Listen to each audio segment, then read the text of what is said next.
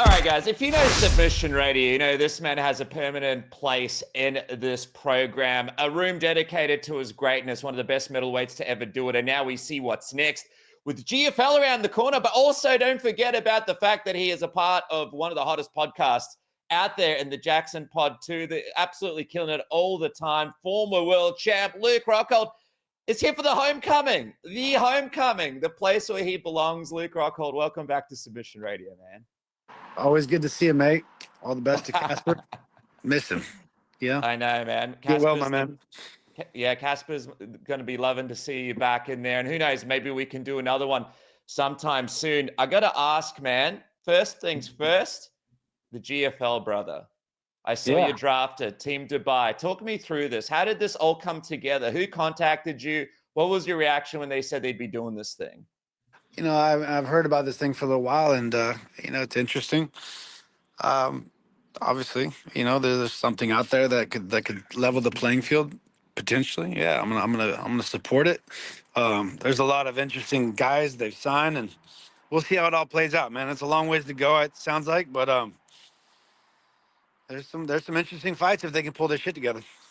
So explain to me how this works. I'm still super confused. You're drafted to Team Dubai, right? So now you're officially. How I keep going back to Dubai. Why? I don't know why Dubai is. Dubai. But why are you on Team Dubai again? Wouldn't you be like on some West Coast? Anyway, it doesn't matter. But you're on Team Dubai. What is happening now? I'm not going to Dubai unless they fucking pay me to do it. So anyway, yeah. I mean, Javier is based out there, and maybe I don't know what the association Javier Kane, so it's Team them. I'm not sure how it all works, man. It's all in the rough entry, but you know, there's some fights that I'm very interested in. Obviously, Musasi's out there. I know he mentioned it, and it's a fight that I've always been interested in. So, competitive fights, fun fights, big fights. You know, it keeps my interest. It's interesting as well because the roster is kind of like a bunch of great names from the UFC. A lot of your friends as well. Like you got your Tony Fergusons in there. Who's the person that you're most excited about being in there that's not in your weight class that you're kind of interested to see how they go? Because there's a few legends like yourself in there. Man, I don't know. I can't say like right now off the back. There's so many fucking people they signed. Heaps. So. It's basically the UFC in like 2010, like all the main dudes, right? Like, are you interested in potentially fighting Chris Weidman again? Like, is that an option? I saw he was drafted. Yeah, for sure. Chris Weidman was great. All right, yeah. Maybe we can sign Bisping too. Bring his ass back. Oh, dude, I saw you guys. By the way, I saw you guys did the pod. What was that like doing that pod with him, sitting down and being able to reminisce a little? That's good. You know, Bisping is a tough dude. He's a warrior. You got to respect him in that, right? But yeah, it was. You know, I had to be nice. We're on our playing field, and you know, we let it go, let it fly a bit. It was fun. It's a good time. Yeah. Now you know what it's like for me. It's not that easy, is it?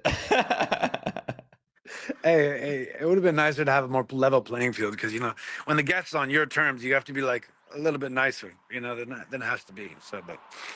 You know, no one showed that more than Rampage Jaxxon with Kevin Holland. Were you surprised that he didn't just reach over the table and slap him right there when he told him to shut the fuck up? You know, Kevin is he's an interesting cat. He might be on the spectrum a little bit. I love Kevin, but you know, yeah. I wasn't there for that one. Like you know, hey. Did you watch it back there? He's talking about gun calibers. Like, what is he saying? I was like, is he threatening Rampage? Like, what the hell is this guy talking about with calibers? Yeah, it's 45-70, so it's a government rounds. There's a big boy rounds. I don't understand where the country calibration came from. So that was different. I don't know why. You know, I don't know how it relates to shut the fuck up. Doesn't make much sense. Doesn't make much sense, but you know, hey, people are stretching these days, you know. Yeah. Because he said the gun thing, that's where his ego was, but like not fighting or something. But surely that should be the other way around when you've got to fight. If you're gonna fight, you should be thinking about fighting, not calibers. Yeah. Can't bring a gun to a sword fight. Who's been your favorite guest, by the way, man? You guys have had some legends. You guys have had some basketball legends, sports legends. Any faves that stood out to you? I mean, Jerry West, like I always said, Jerry West was he was a legend, man. He like his knowledge and his wherewithal. Just a few weeks before he passed too, it was an honor to sit down with the guy, and he was sharp, man. He was funny. Like, yeah, I asked him off the record about some Wilt Chamberlain, like, what's the record of Wilt Chamberlain? He was just, I can't even tell you how good he was, man. We walked back out to his car, and he had drove down in his new Maybach. Oh, what? He drove down into his new Maybach by himself from LA. And we get out to his car, me and Rampage and Bear, we all start walking him out to his car. And then Rampage is like, I'm joking about him with everything else. And then Rampage is like, hey, damn, dog, you got a Maybach? Shit, man, you can need a driver for something like that. Jerry West, no doubt. I'm no joke. He looks down, looks up at Rampage, like, you got a hat? Bro, I about lost my goddamn shit. It was so...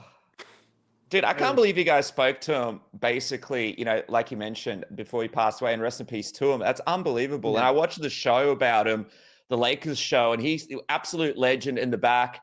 How did you even get him? Is that your association with basketball? I know your dad was a big basketball player. Is there a connection there? Or? I can't take credit for that. Bear is a legend in his bookings, and I don't know how he does it all the time, but he books some of the biggest guys, and we got a massive year ahead with some of the best and the biggest guests from so many different walks of life. So it's really cool. It's a great opportunity to sit down with so many people from different walks, man. It's and to hear everyone's story and kind of try to give back to the people. I think you guys are underrated, man. Like, shout out to Bear and shout out to all you guys. You guys are putting together a hell of a run. I saw you had like Charles Oliveira, Alex Pereira, you got crazy lineups happening. What's it like when you guys put together an interview, what's that like? Are you guys just riffing in the back before the guys come out, or do you just shoot it off the top? Like, what's your process? Because 3 people interviewing someone, it's not the easiest thing, right?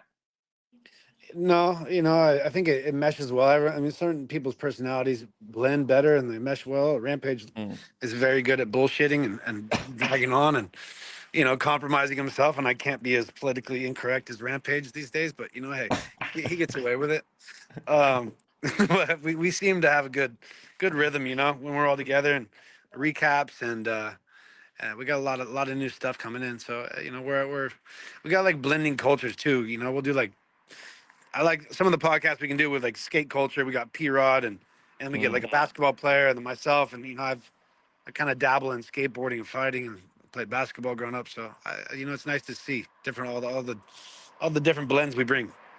Yeah, man, that's surfing, all of it. Hey, let me ask you, speaking of recaps, and Dubai, you being on Team Dubai, what did you make of your teammate Islam Makhachev's big win over Moicano the other week? That was pretty crazy, right? Like, we knew he was great, but he just walked right through Moicano at last minute notice. Yeah, no, I mean, he's different, man. His grappling is different. I've grappled with him for so many years, and like I always said, him and Khabib are just different. They're 155-pound monsters. It's like, if I grab a hold of a 170-pounder or 155-pounder, anybody in those weight classes, they just don't feel the same. Those guys have always felt different. And when it comes to, it's like a boy and a man, when it gets to the ground, and control is different. It's different on the when they're raised up on the mountain. Yeah, Javier Mendez told me, he goes, hey, I think this guy could be a 3-division champ. So obviously he wants to go up to to welterweight, but he reckons middleweight as well. He reckons he could grab that belt in the UFC as well. What do you reckon? Obviously you're an ex-middleweight champion. How would Islam do in the middleweight division if he went in there tomorrow?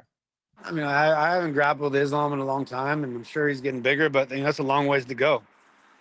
I mean, you got to focus on 170 pounds first if you're going to do something. So, I mean, Hav is, we all sell ourselves, but 170 pounds is probably the most logical proximity first, right? I don't know why you jump to. Well, Ilia Tapura is after him. What do you make of Ilia trying to chase him at lightweight? I mean, why wouldn't you? Why wouldn't you? You're still the champ at 45, and you go up and try to challenge another one and still have your belt at 45. It's a safety. It's a safety net. Everybody. Connor has built that recipe, and you want to challenge yourself, but Ilia Tapora is a fucking gangster. I mean, he's fucking good everywhere. He, I want to see that fight. There's no other fight that I want to see more than those two fight in their two respective weight classes. He said he wants to submit Islam, beat him at his strength. Well, that's not gonna happen. That's not gonna happen. Hey, dude, just quickly on 185, we've got a couple of big fights coming up. First off, Israel's fighting Imavov this coming weekend at Saudi. Then you got DDP and Sean Strickland. I want to just quickly get your take on Israel. He's coming back. He's got this run. I spoke to his coach. They're saying he looks better than ever physically. How far do you think he can go on this resurgence? Do you think he can beat Imavov and then become a champion once again? I mean, it's a tough road back. Obviously, he's lost to both those guys, and it's just you got to know where you're at. Your hunger wise, I know how it goes, and you lose your focus. You've been on top for so long, and you hit like your peak, your mountaintop. And I think when he beat Pereira, that was his mountaintop, and so you're like, what's next? He was on top for so long, he fell off, then he got it, and it's really hard to get that same energy back. Energy is so much want, energy, need, and fighting to win those championships in the dying rounds and those moments. It takes a while to find that heart and that energy to bring it back. Obviously, I've been through multiple episodes on my own, but the guy's tough. He's fighting this French guy, so see if he can get past him and get another win. And I think stylistically, who knows? you gotta see how he lines up with. I mean, who's gonna win this fight? With you go back to Sean Strickland and DDP. Is like, how is DDP?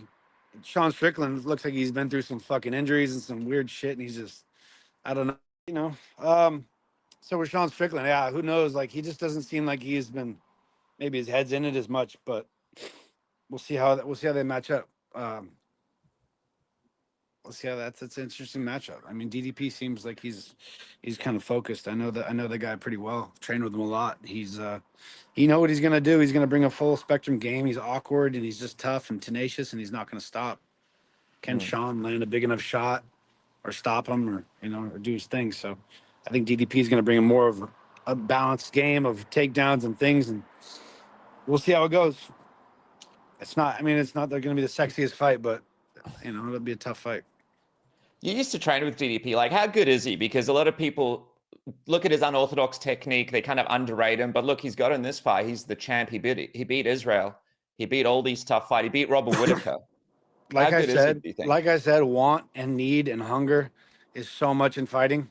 And it's not always about who's the more technical guy. It's such a diverse game of MMA that, sometimes styles match up and people get beat on skill. But then, it's just that hunger in the dying rounds and the toughness can get you so far. And that's what DDP is, man. He was so tough.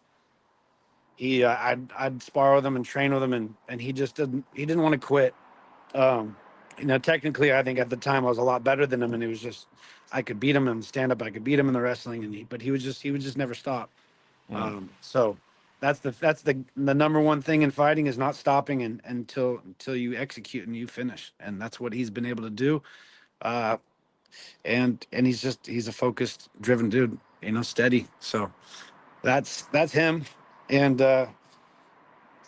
it's you gotta appreciate it. Think he can get past Alex Pereira 205 or Khamzat for the next title defense at middleweight? Who's that?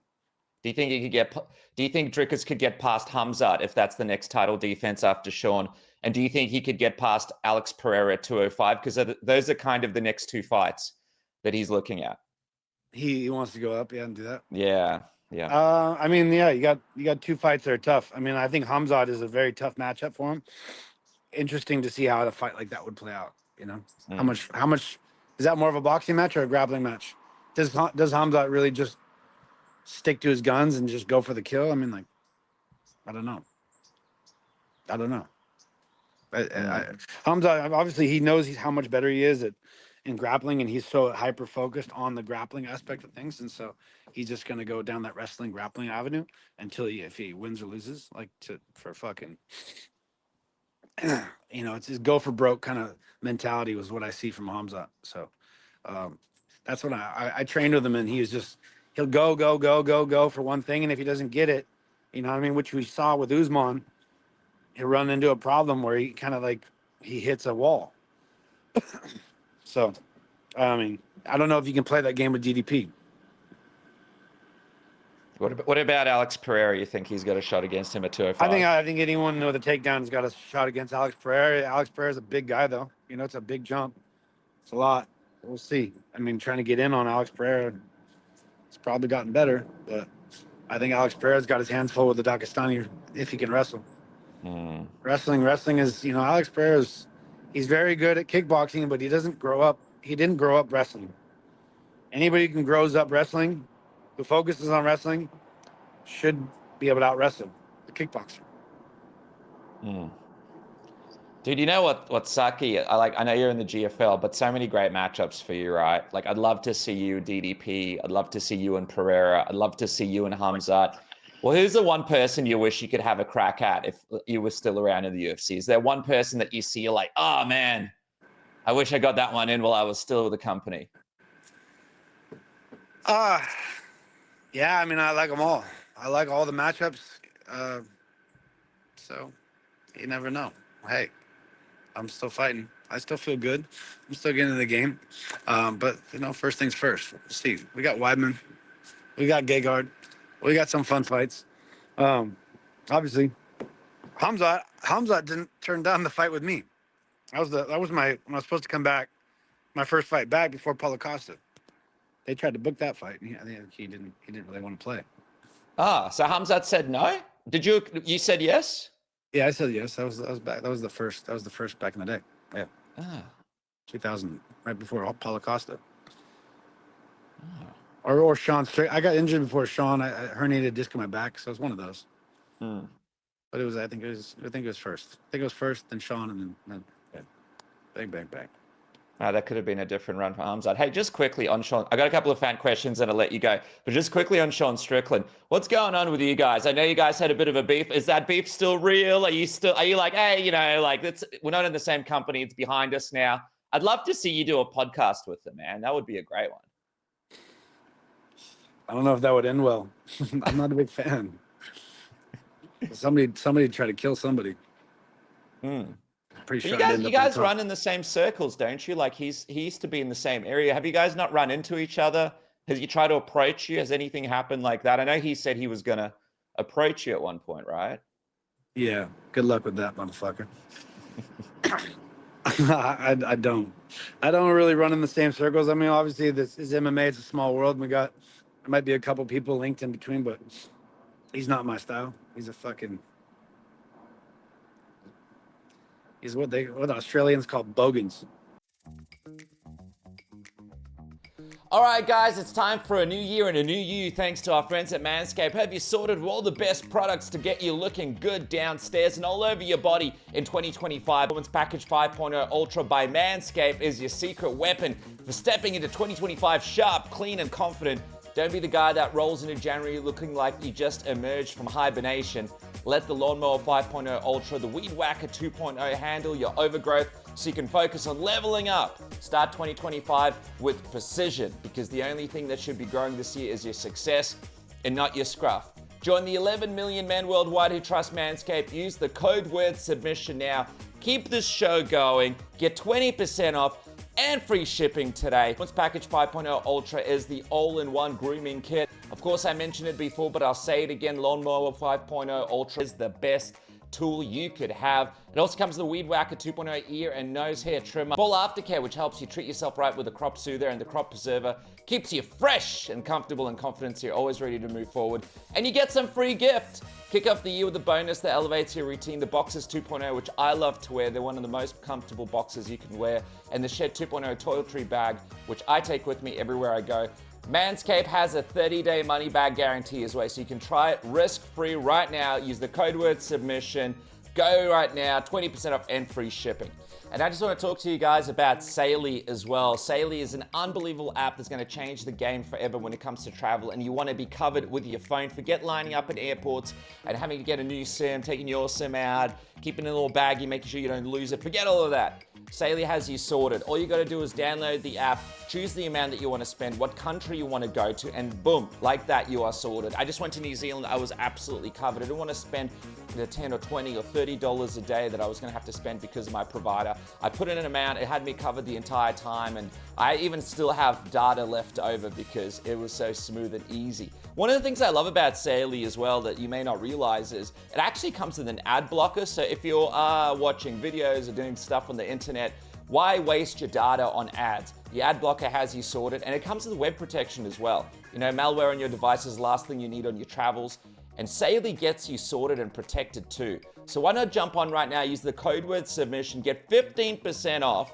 All you gotta do is download the app, choose your destination, where you wanna go, the amount of money you wanna spend, activate it on your phone without having to take out your SIM card, without having to line up at airports, without having to re-sign different documents. SAILY has you sorted, whether you need a little bit of data or a lot of data, whatever your plan is, SAILY has you covered wherever you go in the world. Go on right now, check out the app. It's the most seamless and easiest process when it comes to travel eSIMs that you can experience. Use the code word submission, 15% off. Jump on right now. What are you waiting for? Grab your SAILY today. If you're traveling tomorrow, next month, get it sorted today. Use the code word submission while it's still active. It's 15% off. SAILY.com/submission gets you sorted. Try it today, whether it's a lot of data, small amount of data, SAILY has you sorted. Easy, seamless, highly recommended. Now back to the program. Let me ask you quickly a couple of fan questions before I let you go. The fans knew you were coming on, so we got a couple of quick ones I'll quickly go through. First of all, question from Real Kevin K. He wants to know, the GFL mentions they're the future of fighting. What do you think of that statement? I mean, it's a big statement, but they're making some big moves. How far do you think GFL can go? Are you sold on it yet? Do you think it's going to work?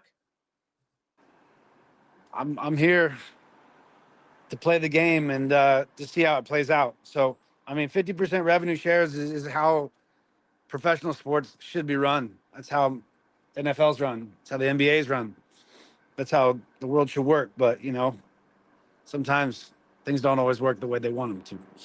You know, the political power that the WME and William Morris had once that acquisition, it kind of like killed everything. Got a nice paycheck coming this year from the class action lawsuit, so that'll help. But we'll see how it go. We'll see how they go. I'm excited to see this thing if it takes off and the draft look good. Let's see how everything comes together. Like this revenue sharing model, when you were UFC champion, how much does the wage compare to that? Is it comparable to what you were getting at the top of the UFC and Strikeforce, or would you say it's much more? I think it's a decent pay scale for sure from where we're at. Yeah, but we still got to get there. Got to figure out what's going to happen. Yeah. All right. Next question from Knockout of the Day. Who's your favorite training partner from AKA? Yeah, that's an interesting one, man. So many legends: Cain Velasquez, DC, Khabib, Islam. Who's your fave, dude? I mean, there's a different day for a different style. You know, sometimes you want to be tested, and sometimes you want to walk in the park. You know. So, I mean, sometimes when you're really feeling yourself, you want Cain Velasquez. You know? That was, you know, for one round maybe, but I think everyone was so special to work with. Obviously, I love like testing Khabib and putting him on the chopping block, and Islam when he would come in. I like new people. Everybody who would show up, you know, the newest person. It was like, that's what I got off on. I got off on fucking testing the new blood. Every time they walk into the gym. The moment DC walked into the gym, I called him out for a sparring match, and we went fucking toe to toe and tried to take each other's heads off. You know, it's the same fucking thing. I like testing new talent, and there's always new talent. There's always the toughest guys in the world, and so AK was awesome. I mean, obviously, everybody we had was great. Yeah, it's interesting because I was talking to Luke Thomas, and he mentioned that if Alex Pereira was a different generation when it was like Shogun, DC, Lyoto, Rashad, Rampage, he probably wouldn't have been the UFC champion. do you think that the 205 division is a little bit different now? Like maybe not as dangerous as it used to be back when DC and John and all those guys were in it. Do you think Alex could reach championship status if he was in that division? I mean, that'd be tough. It's a tough lineup. I mean, between Cormier and John Jones, you'd think someone's going to get a takedown. No offense. Nante, he's going to be a future guest. Sorry, I'm creating issues here. Last question.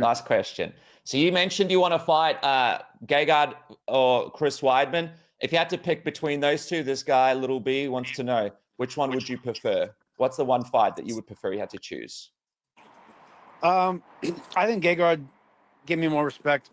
I think Gegard's a fight that I've always wanted. I've already kind of canceled Weidman out, and I think Gegard's more of a challenge. I think it's a bigger fight. I think it's more of a reward for me.